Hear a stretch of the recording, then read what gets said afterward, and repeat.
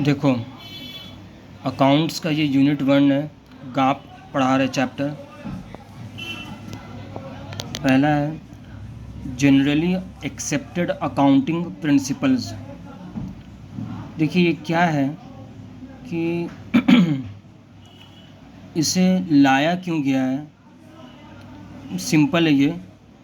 देखिए अकाउंट्स, मान लीजिए हर कंपनी, बहुत सारा कंपनी है, सब अगर अपने अपने कानून के हिसाब से अगर बनाएंगे तो बहुत सारा कन्फ्यूज़न्स हो सकता है, फिर बाद में प्रॉब्लम्स भी हो सकता है, क्योंकि गवर्नमेंट को भी दिखाना पड़ता है आईटी फाइल में। तो उसके लिए एक रूल बनाया गया जिसका नाम है जनरली एक्सेप्टेड अकाउंटिंग प्रिंसिपल्स, जो कि ग्लोबल लेवल पर एक्सेप्टेड है।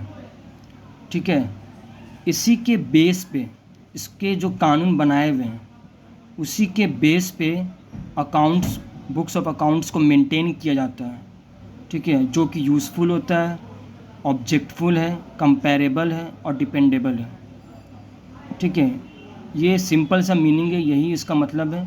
लेकिन आप लोगों को पूरा रीड करके पढ़ना है, क्योंकि ये एमसीक्यू आएगा।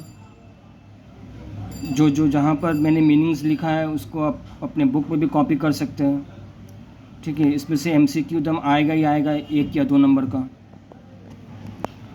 अब यहाँ पर है बिजनेस अकाउंटिंग कॉन्सेप्ट। आप लोग सबको पता है कि अकाउंट्स जो हम लोग मेंटेन करते हैं वो सिर्फ बिजनेस का होता है, तो उसके डिफरेंट कॉन्सेप्ट है। सबसे पहला क्या है, बिजनेस एंटिटी कॉन्सेप्ट। इस कॉन्सेप्ट के अकॉर्डिंग कंपनी और ओनर दोनों डिफरेंट पर्सन्स हैं।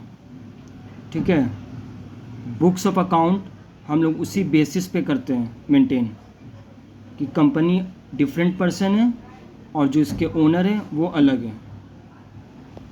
तभी क्या होता है कि कंपनी के जो एसेट्स होते हैं उसके दावेदार, मतलब उसका जो क्लेम करने वाले होते हैं वो इंटरनल भी होते हैं, इंटरनल मतलब ओनर, और आउटसाइडर्स भी होते हैं, मतलब जिनसे उधार लिए हम लोग।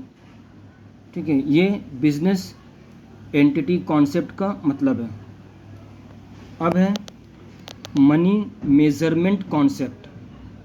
देखिए इसमें इसका क्या मतलब है, एकदम सिंपल सा है कि हम लोग बुक्स ऑफ अकाउंट्स में वही ट्रांजैक्शंस को रिकॉर्ड करते हैं जो मनी यूनिट में मेज़रेबल है।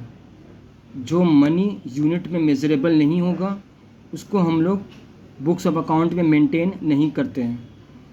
सिंपल भाषा में मॉनेटरी मनी को बोलते हैं, और नॉन मॉनेटरी इवेंट्स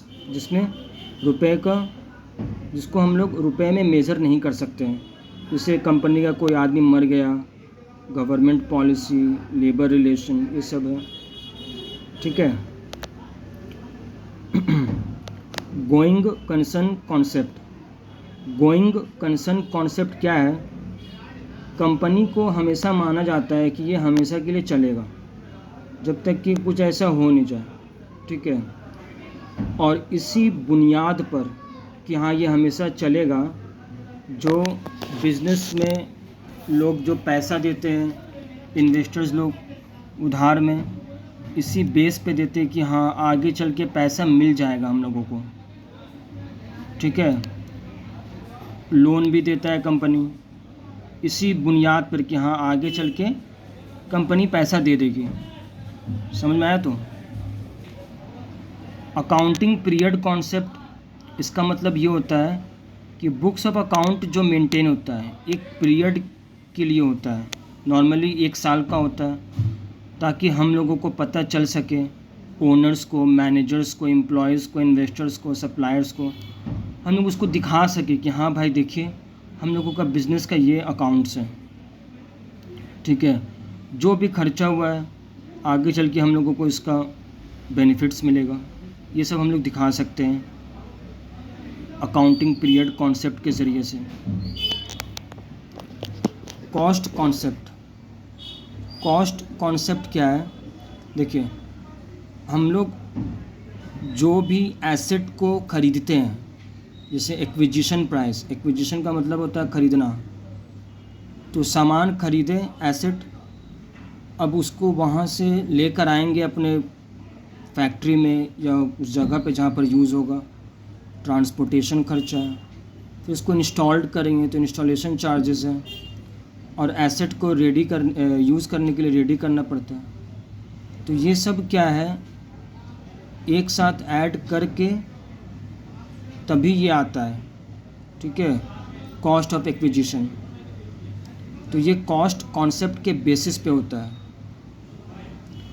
उसके बाद है dual concept. Dual aspect concept क्या है ना, हम लोग जो अकाउंट्स सीख रहे हैं वो डबल एंट्री सिस्टम है, मतलब हर एक फाइनेंशियल ट्रांजैक्शंस का दो पार्ट है, डेबिट है और क्रेडिट है, ठीक है। इसी प्रिंसिपल पे अकाउंटिंग इक्वेशंस क्रिएट होता है। Assets equal to equities equal to liabilities plus capital.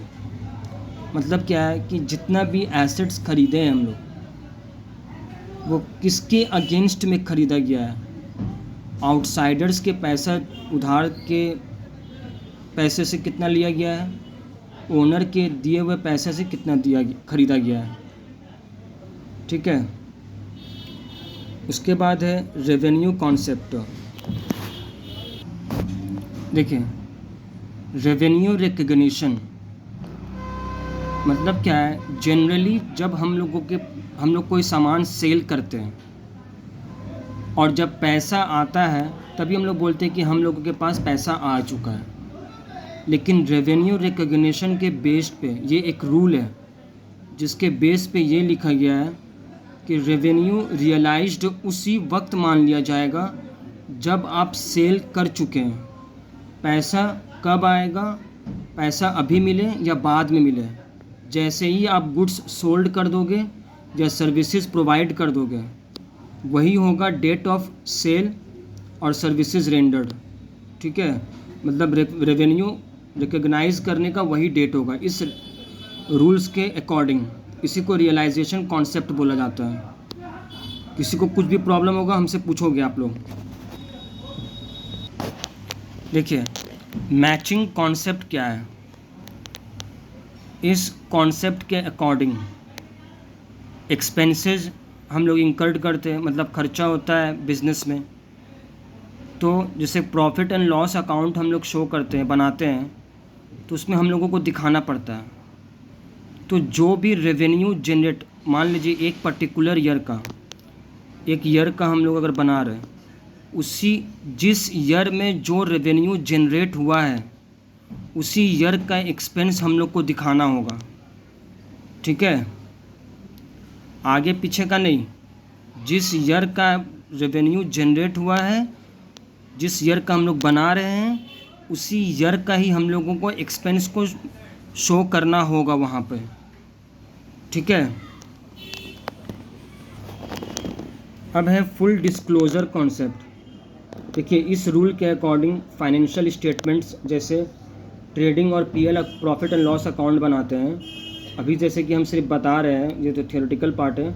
जब हम लोग फाइनल अकाउंट बनाएंगे उस समय आप लोगों को समझ में आएगा ये बात पूरा कि हाँ ये बात था।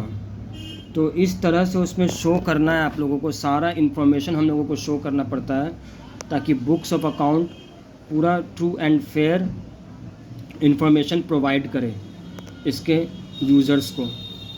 अभी तक आज जो भी बताया इस वीडियो में, कुछ भी क्वेश्चंस होगा आप लोग पूछोगे।